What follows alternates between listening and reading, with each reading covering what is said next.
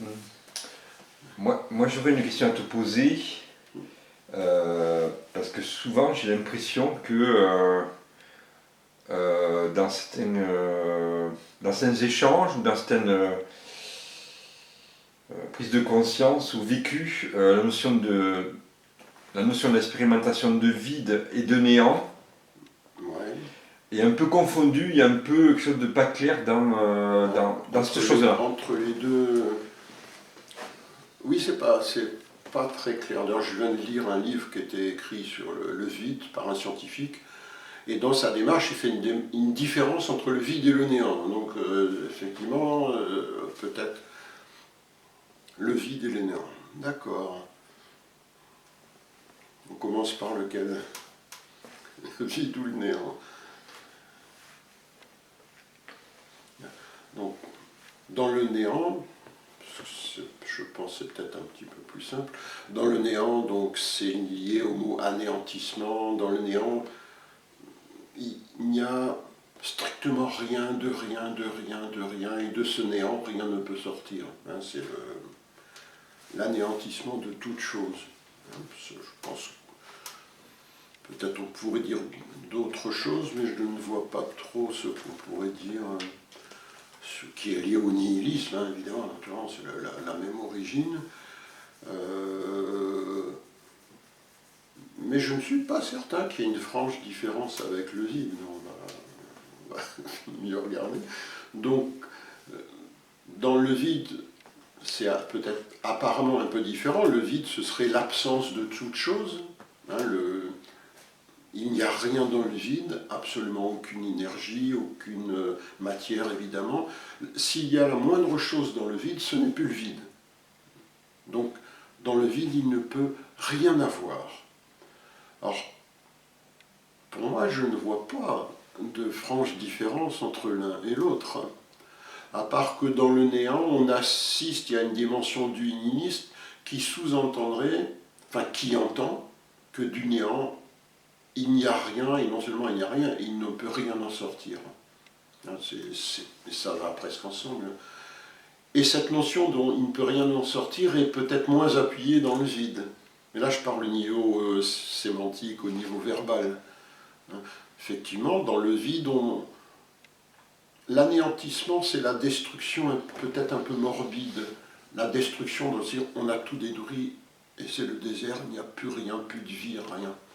C'est un peu cet aspect mortifère définitif.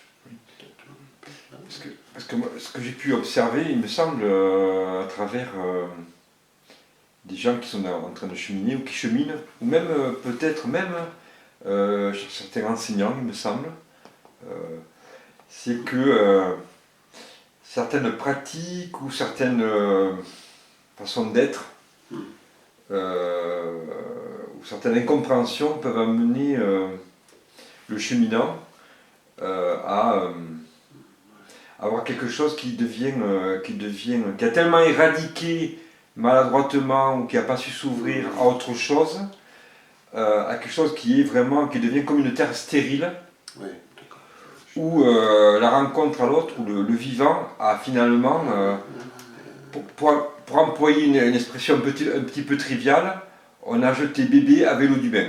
oui, oui. C'est amusant. Oui, oui, ben, je vois mieux maintenant la différence. Dans la lecture de ce scientifique, je dis qu'est-ce que c'est que cette différence qu'il fait? Oui, effectivement, oui, dans le néant, ce serait une plaine stérile, un monde stérile, mort à tout jamais, donc nihiliste. Tandis que dans le vide, il n'y a rien du tout, c'est clair, il n'y a rien. Mais il n'y a pas cette notion, il me semble, que le vide n'est pas producteur, peut-être créateur. C'est pas. Le vide a un potentiel en lui. D'ailleurs, les scientifiques le disent. Le néant, le potentiel n'y a pas, puisque c'est une terre brûlée, quoi. J'ai un chat dans la gorge. Une terre brûlée. Oui, effectivement. Ah oui, je comprends mieux ce que dire. Oui, donc certains enseignants ou instructeurs, qu'importe les mots, se font un peu piéger et donc cheminent du vide et vont en fait vers le néant. Oui. Et mine de rien, Et donc, leur enseignement pendant ce moment-là, malheureusement, ne devient pas créateur. Ils éliminent, comme beaucoup font. Hein. C'est pas une mauvaise chose d'éliminer. On élimine, on fait place nette, mais de cette place nette, de cette élimination, rien ne sort. Et ce sont des très mauvais pédagogues. Très très mauvais. Moi, le vide ne me gêne pas, hein. C'est un sujet que... Oui, le vide serait une terre fertile, et le néant une terre stérile. D'accord, oui, ok. Donc le néant, oui, il y aurait une chose du nihilisme. Oui, parce qu'il faut vraiment bien saisir ça. Quand une chose finit clairement, nettement, un désordre, par exemple, ou une croyance. Donc on va faire un exemple simple. On a une croyance sur l'après-vie, par exemple, une chose comme ça. Donc, cette croyance, en gros, c'est très souvent le cas, met nos désespoirs dans l'après-vie. En général, on ne dit pas « ma vie est superbe et je vais souffrir dans l'autre vie », c'est très rare. En général, plutôt l'inverse, on espère un mieux, hein, sinon on est peut-être un peu masochiste. Donc on espère un mieux, ce qui fait qu'en fait, nos espoirs et nos attentes, et par là, malheureusement, notre énergie, va vers ça, vers cet ailleurs, qui pour l'instant n'existe pas. Donc on pense à cet ailleurs, ah oui, ce serait bien, mais pendant toute cette fuite dans cet imaginaire merveilleux qui sera pour demain, enfin, dans l'autre vie, la vie telle qu'elle est réelle, dans laquelle on baigne, on n'y accorde aucune importance. Et en fait, et plus on pense à cet ailleurs merveilleux, presque, plus ça souligne que ce présent n'est pas merveilleux du tout et que, mon Dieu, quelle horreur, vivement que je sois ailleurs. Et je pense que ça, c'est du nihilisme. Parce que dans le réel, je ne crée rien. Effectivement, il peut y avoir des difficultés ou une souffrance ou des problèmes, mais dans la vie réelle, après ce sera bien, ben je ne m'attelle pas à la tâche de ces petits soucis ou gros soucis. Je ne me mets pas en tant qu'acteur à faire quelque chose. Je rêve et je reste passif je rêve dans l'imaginaire, et dans le réel où je pourrais agir, je ne fais rien, ou très très peu. Je lis des livres qui m'expliquent qu'ailleurs c'est mieux, c'est ça mon action. Et bien concrètement et réellement, l'humanité a fait ça pendant très très très très longtemps, et l'humanité a très très très très peu changé. Donc je ne vois pas trop la création, effectivement, s'évader du présent dans l'imaginaire, je vais mieux méditer, je vais être plus bon, enfin je vais m'améliorer. Oui, je pense qu'on l'avait évoqué dans le séminaire, mais c'est un déni du présent. Et dans déni, il y a dénigrement. Petit à petit, ce monde a de moins en moins d'intérêt, je veux parler aux morts. Enfin, et ce monde ne nous intéresse pas, ne nous intéresse plus. Et effectivement, là, il n'y a plus aucune création. Oui, oui.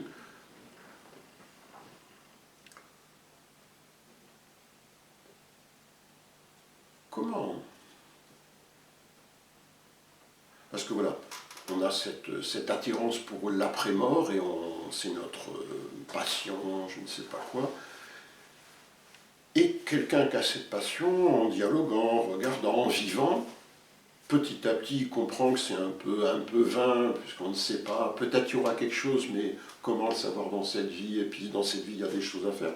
Une personne peut peut-être tout d'un coup comprendre que c'est un peu absurde, abscon, et que ça ne change rien dans sa vie.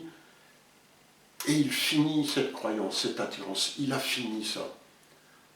Donc là, on pourrait dire, on sait pas, il a fini quelque chose totalement, mais de cette fin, toute l'énergie qu'il mettait dans l'imaginaire, il réfléchissait, oui, est-ce que je serais réincarné, hein, il y avait tout un travail, une énergie, une pulsion qui partait là.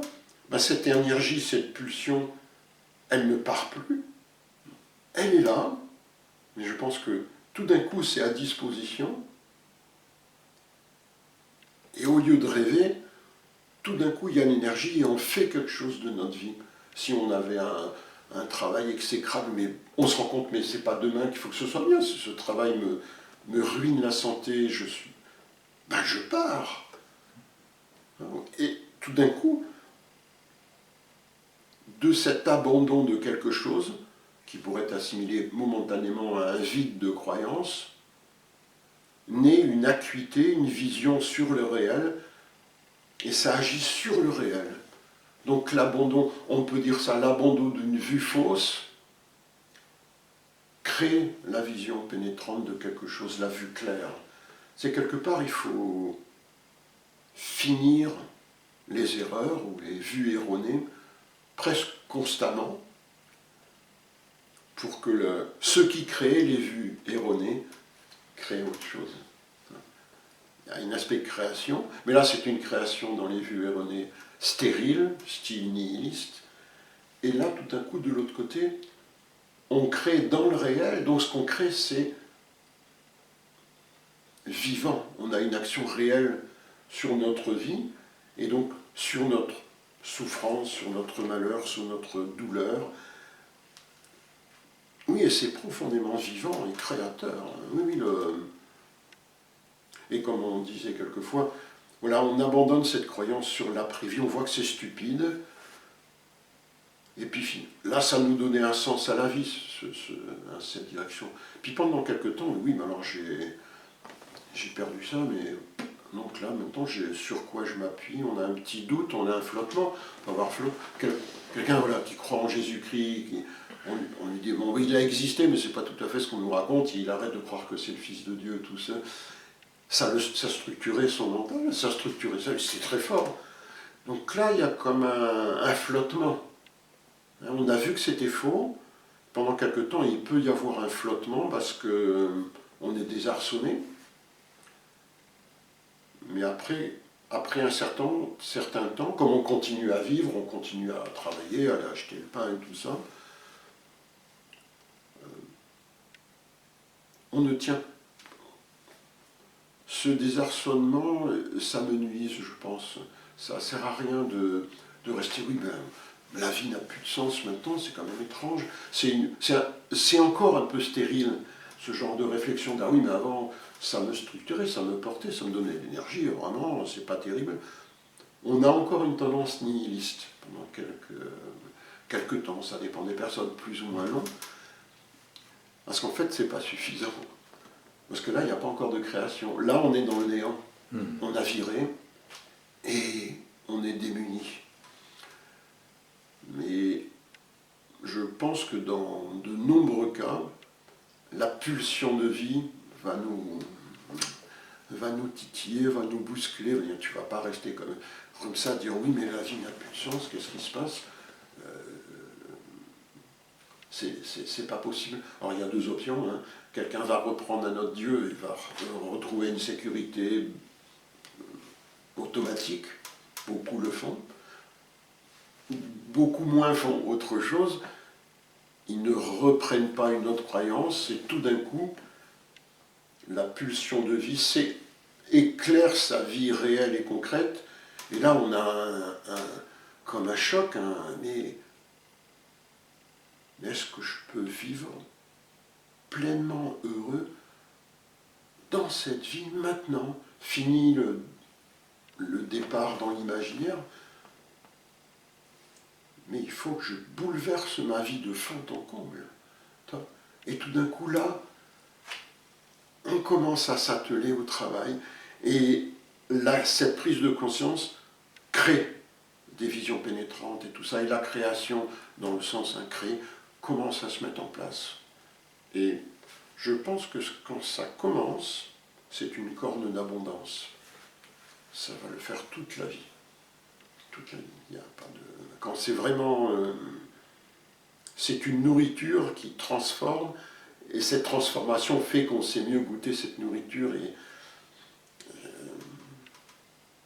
Mais certains retombent, ils ont vu ma religion, c'était une erreur, il y a ce malaise quelque temps, cet inconfort, et en fait, beaucoup replongent dans une autre, ils changent d'idéologie, ils replongent dans une autre idéologie parce que l'inconfort, ils ne savent pas le gérer. Et donc c'est juste un jeu de dupes, hein. On change de nom sur une religion ou de messie, mais c'est la même chose. Est-ce qu'on délire ou est-ce que c'est correct parce que on n'accepte pas. Hein, non, je fais juste pas d'arrêt sur l'image pour leur donner est-ce que c'est vrai. Est-ce que c'est vrai ça Je crois qu'il faut l'expérimenter, le vérifier. Tout, il faut strictement rien accepter de quoi que ce soit, il faut tout. Il faut le goûter. Il faut le faire. C'est-à-dire, est-ce qu'on peut changer profondément, c'est pas changer de prison. Changer profondément, c'est transformer radicalement la nature de notre esprit pour qu'il sorte de ces actions conditionnées, mécaniques, recherche de sécurité, peur de la mort, uniquement du plaisir qui fait de la douleur. C'est une manière de... Il faut changer radicalement et profondément son esprit, sinon on change d'habit, quoi. On était rasé, on se laisse pousser la barbe, et voilà, on se pense différent. Est-ce possible de se transformer radicalement, totalement, entièrement? C'est une drôle de chose, de sorte que celui qui était là avant ne soit plus là, donc presque. Parce que surtout qu'on est un être humain, le corps naturellement, mais qu'on est un être humain totalement nouveau. Et même la transformation radicale de l'esprit aura aussi des influences sur le physique naturellement. Mais on aura toujours un corps quand même. Qu'est-ce que ce serait un esprit libéré de toute croyance et de toute attente sur un futur quelconque? Je pense que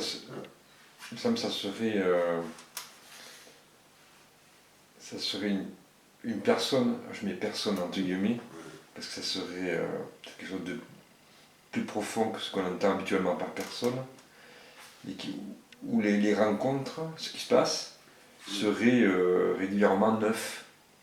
Il n'y aurait pas cette chose qui est que, par exemple, on rencontre quelqu'un, on rencontre une nouvelle compagne, ou on rencontre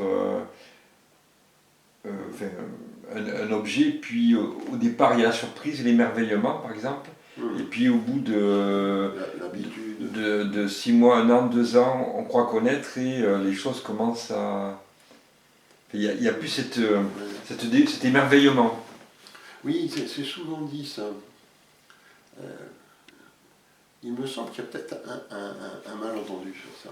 Parce que c'est souvent dit, donc voilà, qu'est-ce qui se passe là? Effectivement, en général, mais pas forcément. En général, quand on rencontre on va rester sur une personne comme ça. Quand on rencontre sur une personne pour la première fois, on fait attention à elle, on l'écoute, on est émerveillé ou elle nous tape sur le système. Enfin voilà, on a une réaction qui est neuve parce qu'on ne l'a jamais vue avant. Donc voilà, ça peut être sympathique ou moins sympathique. Et c'est ce qu'on dit, c'est ce qu'on fait, je crois. Quand on va la revoir une autre fois, on aura emmagasiné un certain nombre de connaissances sur elle et on l'aborde moins à neuf. Et plus ça va, moins on l'aborde à neuf. Hein. C'est un peu ça que tu veux dire. Mais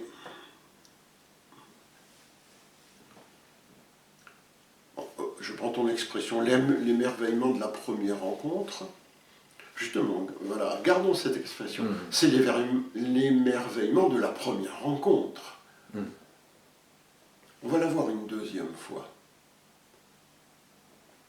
Si on recherche l'émerveillement de la première rencontre, c'est mort. C'est mort. Là, c'est encore un processus mémoriel. Ouais. Donc c'est la même chose. Faudrait. En fait, on va dire, j'ai peut-être pas une image de la personne, mais j'ai une image de la rencontre avec cette personne qui a fait l'émerveillement. Mais en fait, c'est la même. On est dans le truc, je veux revivre. Ouais, le verre est déjà dans le fruit. Le verre est déjà dans le fruit. C'est le désir que la chose se reproduise et continue. Et donc, tu vois ce que je veux dire? Et moi, c'est comme si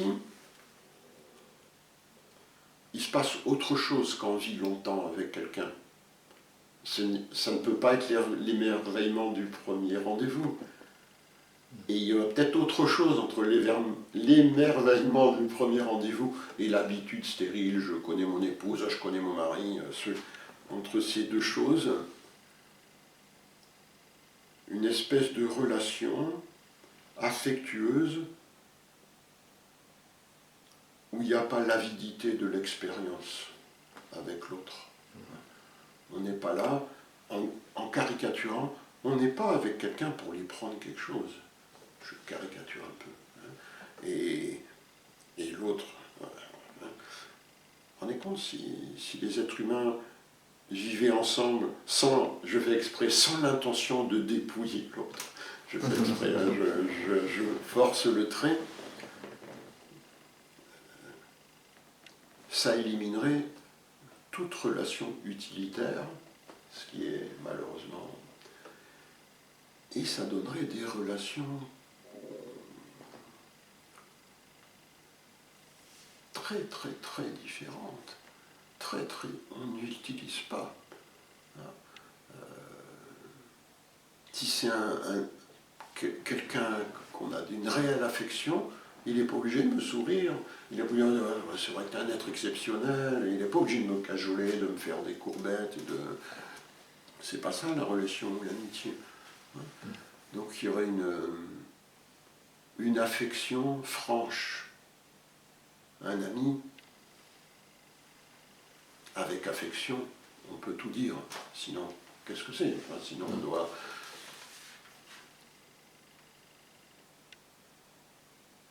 Il y a très peu d'affection chez les humains. En général, pas toujours. Dans le monde du travail ou dans le monde spirituel, y a-t-il de l'affection? Parfois oui, mais assez souvent c'est de la soumission, de l'autorité-soumission. Ça marche ensemble. Donc, parce que c'est dit souvent, oui, l'émerveillement constant. Mais je crois que c'est pas ainsi. Quand on connaît quelqu'un sur 5 ans, 10 ans, 20 ans, 40 ans, évidemment que ça ne peut pas être comme au premier jour. Mais entre au premier jour émerveillement et après des relations stériles, je pense qu'on retrouve cette notion de création. Justement, on doit créer une relation vivante avec la personne chaque jour. Oui, je sais qui est cette personne. Évidemment que je sais un peu ses tendances, ce qu'elle aime, ce qu'elle n'aime pas. Enfin, on n'oublie pas, on ne devient pas amnésique. Mais quand cette personne me parle ou me dit son histoire avec son chat, je l'écoute. Même si... pourquoi être d'accord? Je l'écoute. Ce qui compte, c'est pas de lui dire c'est vrai, c'est de sentir son désarroi ou sa peine et tout ça.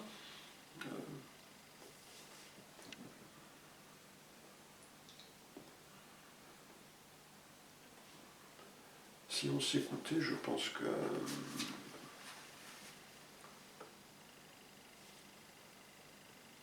on ne perdrait pas l'amour. On serait toujours cet amour unique qui existe au premier temps. Au premier temps, est-ce vraiment deux êtres qui s'aiment ou est-ce juste l'amour qui les consume? Et les gens sont consumés dans l'amour et... Toi? Tout à fait. Dans ce que tu parles, j'ai la sensation ressentie que finalement, dans ce type de relation, de rencontre, il il n'y a pas tout à fait, il y a plus tout à fait finalement deux. On peut plus dire tout à fait qu'il y a deux, c'est plus tout à fait vrai. Ils sont unis. C'est une dimension spirituelle.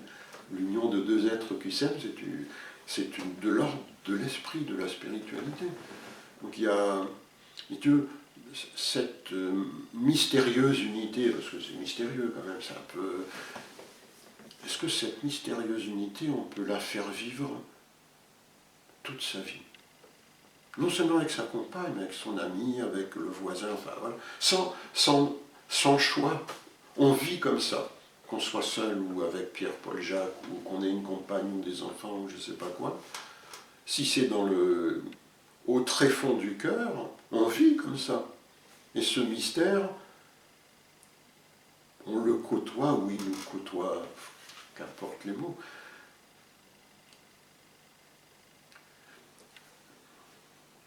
On l'a évoqué, vivre sans échappatoire vers le futur, sans but, ce genre de choses, sans avidité,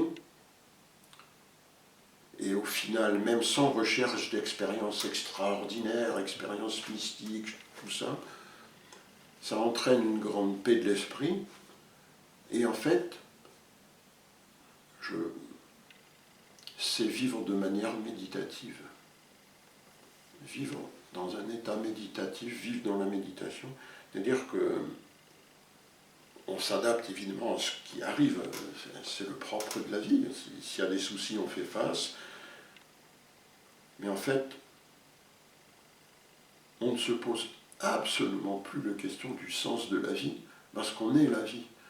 On se pose, quel est le sens de la vie? C'est quand on se sent coupé, et qu'on est perdu, enfin, il y a une séparation. C'est une vie, un esprit méditatif est un esprit profondément créateur. Et il concrétise cette énergie de création ou pas. Il n'est pas obligé d'écrire des poèmes ou de faire des œuvres fantastiques. Il peut ou pas, parce qu'il est complètement, on l'a évoqué, il est complètement libre, donc il n'y a pas d'obligation. Mais un esprit méditatif, il est totalement libre du temps, de la mémoire, tout ça, des pensées. Il a toujours des pensées, mais il a une relation libre avec les pensées, ce qui fait qu'on l'utilise quand c'est judicieux et nécessaire. Donc,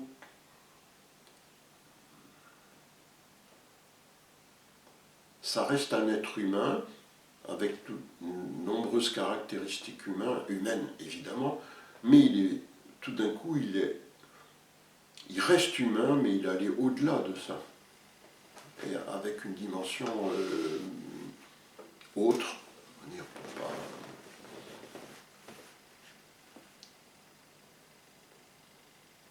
Est-ce possible de vivre comme ça? De vivre dans ce monde hors du temps, sans but, rempli de compassion et en étant sensible à la beauté des êtres humains. On parle toujours de la beauté de la nature.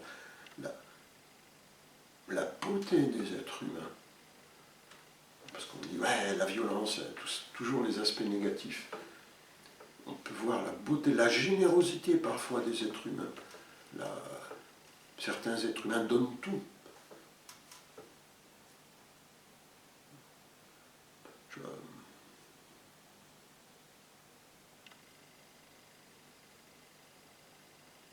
On peut s'interroger pourquoi les êtres humains ne vivent pas comme ça.